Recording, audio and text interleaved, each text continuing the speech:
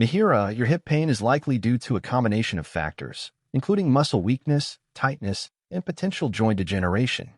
We'll focus on strengthening the core and hip muscles to improve stability.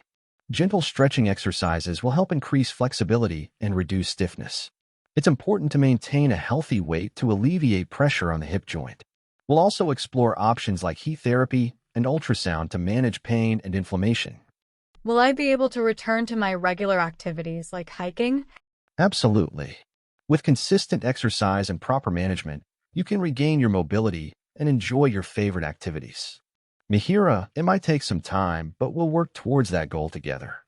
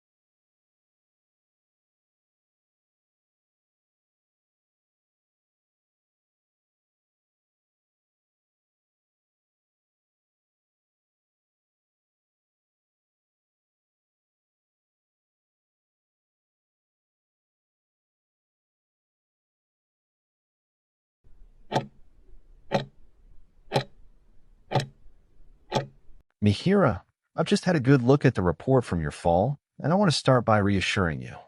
First and foremost, while I know it was undoubtedly a scary and shocking experience, the most important thing is that your injuries are not serious.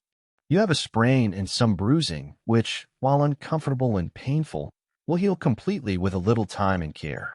I want you to know that what you've experienced is actually very common. Many people have a fall at some point, and it's nothing to feel embarrassed or overly worried about. It's simply something that can happen, and our main focus now is on helping you feel better and making sure you feel confident and safe moving around at home. Because your well-being is our top priority, I'd like to talk with you about how we can work together to prevent any future stumbles. Often, falls happen because of small, simple things in our environment that we can easily fix. For instance, one of the most common culprits is loose rugs or mats that can slide on a hard floor. Simply securing those with a special non-slip pad or double-sided tape can make a world of difference. Another great support is to make a habit of using handrails, especially on stairs or in the bathroom. They are there to provide that extra bit of steadying support when you need it most. And perhaps one of the easiest yet most effective changes is wearing supportive, well-fitting footwear with non-slip soles, even around the house, as socks or slippers can sometimes be slippery on smooth surfaces. I know this might feel like a lot to think about after a frightening event. So please tell me, do you have any specific concerns or questions?